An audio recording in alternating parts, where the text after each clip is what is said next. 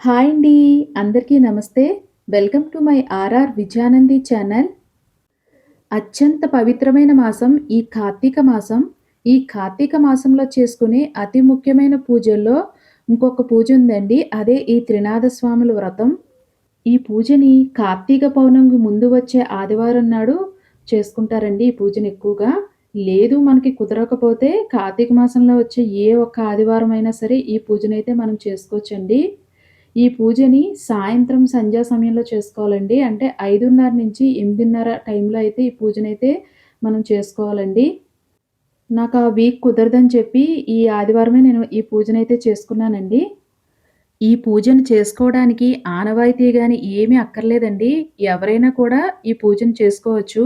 ఈ వ్రతాన్ని చేయడానికి పెద్దగా ఆర్భాటాలు కూడా ఏమీ అవసరం లేదండి. నైవేద్యాలు కూడా పెద్దగా చేసుకోవాల్సిన పని లేదండి. ఎవరైనా సరే తక్కువ ఖర్చుతో సింపుల్‌గా కూడా చక్కగా ఈ పూజనైతే చేసుకోవచ్చండి.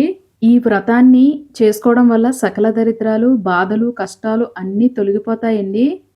ఈ వ్రతానికి కావాల్సిన సామాన్లు, అలాగే ఈ వ్రతాన్ని ఎలా చేసుకోవాలో ఈ వీడియోలో మొత్తం మీకు తెలియజేస్తున్నానండి. వీడియోని ఎక్కడా కూడా స్కిప్ చేయకుండా చూడండి. వీడియో నచ్చితే కనుక లైక్ చేయండి. ఈ పూజని సాయంత్రం టైంలో చేస్తాం కాబట్టి ముందుగానే తలస్నానం చేసుకొని, దేవుడి గదిలో నిత్య దీపారాధన చేసుకొని, గుమ్మానికి పసుపు, కుంకుమ, అలాగే గంధం బొట్టులతో అలంకరించుకొని గుమ్మానికి ఇరువైపులా కూడా దీపాలను వెలిగించుకోవాలండి. కార్తీక మాసమే కదా! మనం ఎలాగా గుమ్మం దగ్గర దీపాలు పెడతాం కదండీ! ఇదంతా ముందుగానే కంప్లీట్ చేసుకున్న తర్వాత వ్రతం చేసుకుందామండి. ఈ వ్రతానికి కావాల్సిన సామాన్లేంటో చూద్దామండి. ముందుగా స్వామివారి యొక్క చిత్రపటం అండి. బ్రహ్మ, విష్ణు, మహేశ్వరులు ఉన్న చిత్రపటం. అన్ని పూజా స్టోర్ రూమ్‌లో మనకి అవైలబుల్‌గా ఉంటాయండి. అలాగే స్వామివారి యొక్క బుక్ అండి. వ్రతకల్ప బుక్ ఒకటి. అలాగే ముఖ్యంగా కావాల్సింది ఈ ద్రవ్యం అండి. గంజాయి అండి. కథలో కూడా ఉంటుంది. కంపల్సరీగా ఉండాలండి. స్వామివారికి కథ చదువుతున్నంత సేపు ధూపం వేసి, ధూపంలో ఈ పదార్థాన్ని వేసి మనం చూపిస్తూ ఉండాలండి కథ చదివినంత సేపు. తక్కువగా ఉంటే కనుక ఇందులో గుగ్గిలం కలుపుకొని మనం వేసుకోవచ్చండి పూజ అయినంత సేపు కూడా. అలాగే 3 కలశం చెంబులండి. నేను ఒక మేళా చేస్తున్నాను. 3 గాని, 5 గాని, 7 గాని, 9 ఎవరిష్టం వాళ్ళదండి. ఎన్ని మేళాలైనా చేసుకోవచ్చు. అలాగే ఈ కలశం చెంబులొచ్చేసి రాగివి గానీ, ఇత్తడివి గానీ, వెండివి గానీ, లేదు అంటే మట్టితో ఉన్న చెంబులైనా కూడా మనం పెట్టుకోవచ్చండి. ఇక్కడ భక్తే ప్రధానమండి. అలాగే పసుపు, కుంకుమ, గంధం, అక్షింతలు, హారతి కర్పూరం, వక్కలండి. 3 ప్రమిదలు ఇలా ధూపం వేసుకోవడానికి ఇవ్వండి. తమలపాకులు, వక్క కంపల్సరీగా ఉండాలండి. అలాగే కొబ్బరికాయలండి. 3 కొబ్బరికాయలు, ఒక మేళకు ఒక కొబ్బరికాయను సమర్పించొచ్చు. లేదంటే 3 కొబ్బరికాయలైనా మనం కొట్టుకోవచ్చండి. కలశం ఆనమ ఉన్నవాళ్ళు కలశం మీద పెట్టుకుంటారండి. లేదు పూజ అనంతరం మనం కొబ్బరికాయలను కొట్టి ప్రసాదంగా పెట్టవచ్చండి. అలాగే ఒత్తులు, దీపపు నూనె అంటే నువ్వుల నూనె గానీ, కొబ్బరి నూనె గానీ వాడొచ్చండి. అలాగే ఒక డజన్ అరటిపళ్ళండి. పువ్వులండి, ఒక మాల, అలాగే విడి పూలు కొన్ని తీసుకోవాలండి.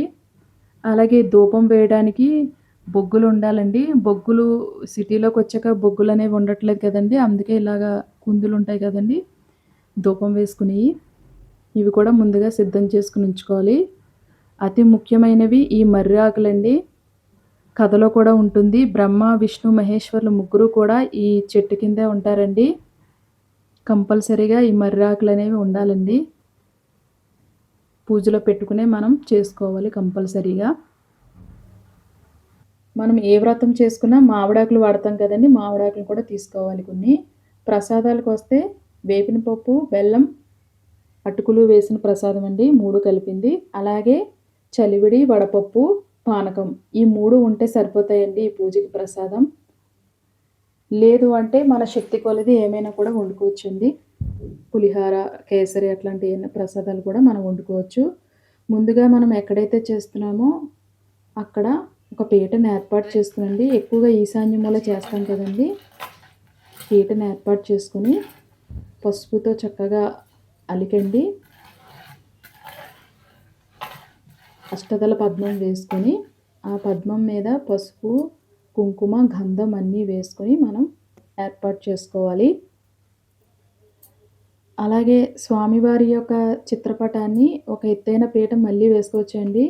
ఇదిగోండి నా దగ్గర ఇవి ఉంటే పెడుతున్నాను. లేదు అంటే డైరెక్ట్‌గా కూడా మనం కింద తమలపాకు వేసి, కొన్ని అక్షింతలేసి స్వామివారి యొక్క చిత్రపటాన్ని పెట్టుకోవచ్చు.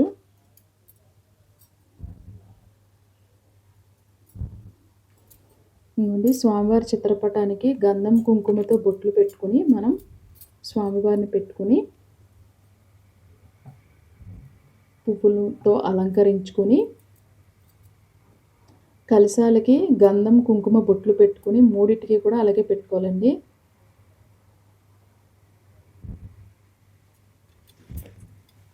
మూడు, 5, 7, 9 మేళాలని మొక్కుకుంటూ ఉంటారండి స్వామివారికి. నేను ఒక మేళా చేస్తున్నానండి. ఒక మేళాకి ఇలా 3 చెంబులు పెట్టుకున్నాను కదా! అదే 3 మేళాలైతే కనుక 9 చెంబులు పెట్టుకోవాలండి. 9 కలశాలు. అలాగే 9 దీపాలు, 9 తాంబూలాలు పెట్టుకోవాలి. ఇంకోండి తమలపాకులేసుకొని 3 కలశాలను కూడా మనం అలా ఏర్పాటు చేసుకోవాలి. అలాగే పసుపు వినాయకుడిని చేసుకోవాలి. లేదు అంటే స్వామివారి విగ్రహం ఉంటే గణపతిది పెట్టుకోవచ్చండి. స్వామివారికి ఎడమ వైపునే పెట్టుకోవాలి. అంటే మహేశ్వరుడు ఉన్న ప్లేస్ వైపు పెట్టుకోవాలి విఘ్నేశ్వరుని. అలాగే ఈ కలశాల్లోకి ముందుగా సగం వరకు నీళ్లు పోసుకొని శుద్ధమైన జలం వేసుకొని పసుపు, కుంకుమ, అక్షింతలు అలాగే ఒక్కొక్క పుష్పాన్ని కూడా అందులో వేసుకొని మనం ఇందాక పెట్టుకున్న మర్రాకులు ఉన్నాయి కదండీ! అవి 3 ఆకులను ఇలా చేసుకొని గంధం, కుంకుమ బొట్లు పెట్టుకొని ఒక్కొక్క దాంట్లో 3 ఆకులు చొప్పున వేసుకోవాలి. ఇలా వేసుకున్న తర్వాత దీపపు కుందులు ఉంటాయి కదా! ఇవి పెట్టుకొని అలాగే మట్టి ప్రమిదలను కూడా స్వామివారికి పెట్టాలండి 3. అలాగే ధూప్ స్టిక్స్ వెలిగించడానికండి ఇవి. నూనెను పోసుకొని అలాగే 3 ఒత్తులను ఒక ఒత్తిగా చేయాలి. ఒక్కొక్క దాంట్లో ఈ 3 ఒత్తులు కలిపి ఒక ఒత్తుని చేసి ఒక్కొక్క దాంట్లో వేసుకోవాలి.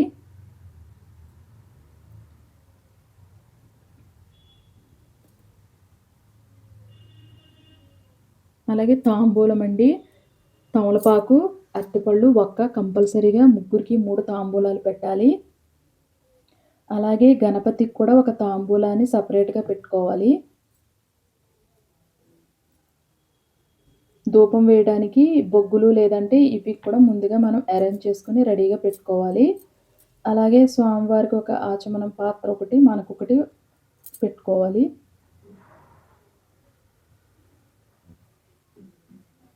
ఇప్పుడు స్వామివారి యొక్క పూజను మొదలు పెడదాం. స్వామివారి పూజకి ముందుగా ఏకహారతిని వెలిగించి దీపాలను వెలిగించాలి ముందుగా. మనం డైలీ చేసుకునే దీపాలను ముందుగా వెలిగించుకున్న తర్వాత ఈ మట్టి ప్రమిదల్లో ఉన్న దీపాలను కూడా వెలిగించుకొని స్వామివారికి నమస్కారం చేసుకోవాలి. కుటుంబ సభ్యులు అలాగే బంధువులు అందరిని కలుపుకొని మనం ఈ పూజనైతే కంపల్సరీగా చేసుకోవాలండి. కనీసం ఎవరో లేకపోతే కుటుంబ సభ్యులైనా కూర్చొని అందరం కూర్చొని ఈ పూజనైతే మనం చేసుకోవాలి. ముందుగా గణపతిని పూజించుకోవాలి. పసుపు, కుంకుమ, అక్షింతలు అలాగే వస్త్రాన్ని అన్నీ కూడా స్వామివారికి ముందుగా సమర్పించాలి. అలాగే నైవేద్యం కింద బెల్లం ముక్కను పెట్టుకోవచ్చండి.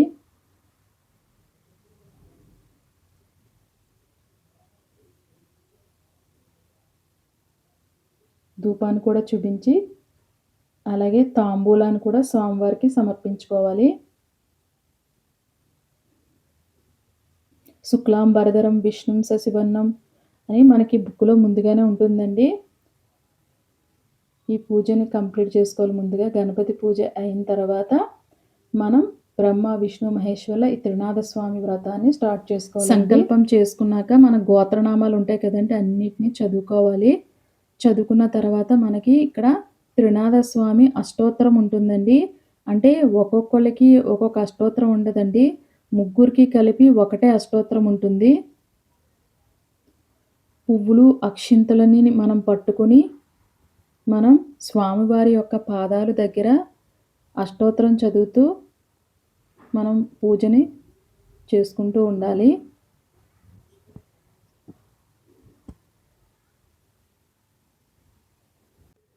ఈ త్రినాథస్వామి వ్రతాన్ని కార్తీక మాసంలోనే కాదండి, మాఘమాసంలో అలాగే వైశాఖ మాసంలో కూడా చేసుకోవచ్చు.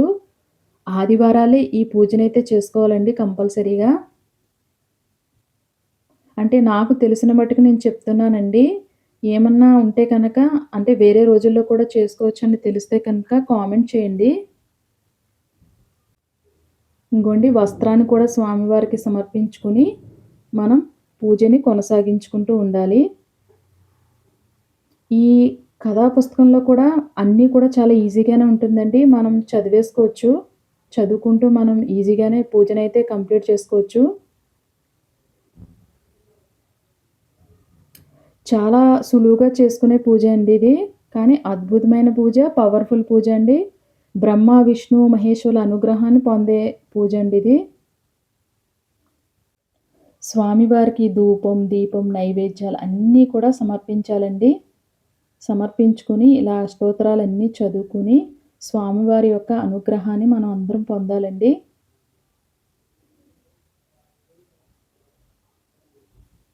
ఇంగోండి మీకిక్కడ బుక్‌లో చూపిస్తున్నాను చూడండి. అష్టోత్తరాలు.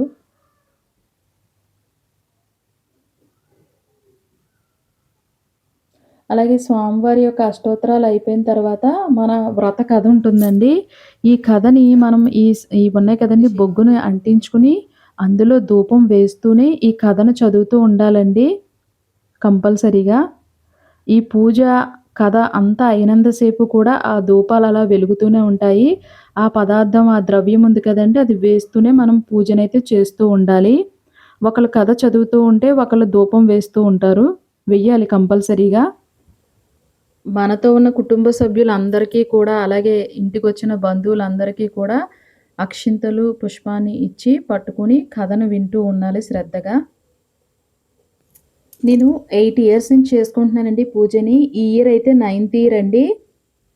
అంటే నాకు ముందు ఈ పూజ గురించి అంతా తెలీదండి. ఒక ఆంటీ ఇలా త్రినాథ వ్రతం చేసుకుంటున్నారు రమ్మని పిలిచారండి. చూడ్డానికని వెళ్ళామండి పూజకి ఎలా చేస్తున్నారు ఏంటని చూడ్డానికి వెళ్తే, అక్కడ స్వామివారి యొక్క కథను అన్నీ విన్న తర్వాత నాకు కూడా చేసుకోవాలనిపించింది. అప్పుడు ఆంటీని అడిగానండి, "ఈ పూజను నేను కూడా చేసుకోవచ్చా ఆంటీ" అంటే, "చేసుకోవచ్చమ్మా" అని చెప్పారు.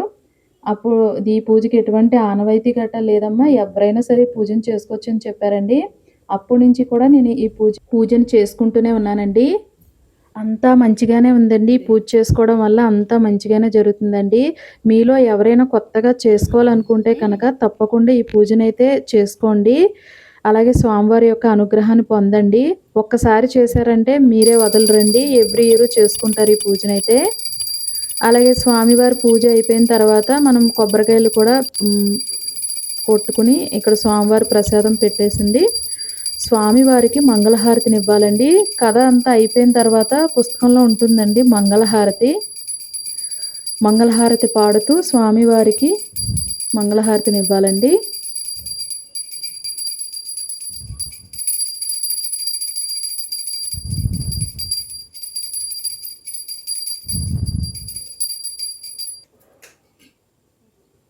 స్వామివారికి చూపించిన తర్వాత మన అందరం కూడా కళ్ళకద్దుకోవాలండి హారతిని.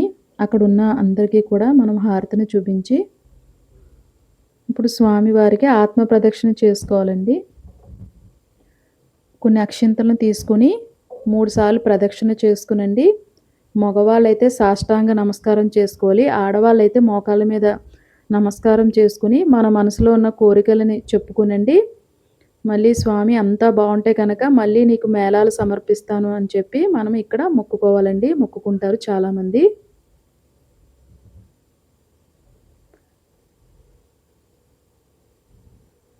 అంతేనండి. ఇలా పూజ చేసుకున్న తర్వాత మనం ప్రసాదాలండి ఇక్కడే తినాలి. ప్రసాదాలు కూడా పూజ అయిపోయిన తర్వాత ఆ ప్రసాదాలన్నీ కూడా మన చుట్టూ ఉన్న వాళ్ళందరికీ కూడా పంచిపెట్టాలండి. అలాగే మనం కూడా ముందుగా తీసుకుని కుటుంబ సభ్యులందరం తీసుకుని ఇంగోండి ఆకు, ఒక్క అలాగే మనం పెట్టిన అరటిపండు ఇవన్నీ కూడా ఇలా కలుపుకొనండి అందరికీ ప్రసాదాన్ని పంచిపెట్టాలండి. అలాగే చుట్టుపక్కల ఉన్న వాళ్ళకి కూడా పంచిపెట్టాలండి తీసుకుని వెళ్ళి. ఈ పూజకి ఎటువంటి ఉపవాసం అవసరం లేదండి. సాత్వికంగా ఆహారం తీసుకుంటే సరిపోతుంది. లేదు అంటే పొద్దున్నుంచి ఉపవాసం ఉన్నవాళ్ళైతే సాయంత్రం ఈ పూజ చేసుకున్న తర్వాత భోజనం చేసేయొచ్చండి. అలాగే బ్రహ్మచర్యం పాటించాలండి. మనం భక్తి శ్రద్ధలతో కనుక ఈ త్రిమూర్తుల యొక్క వ్రతం చేస్తే ఆ ఇంట అష్టైశ్వర్యాలు అలాగే స్వామివారి యొక్క అనుగ్రహం తప్పకుండా కలుగుతుందండి.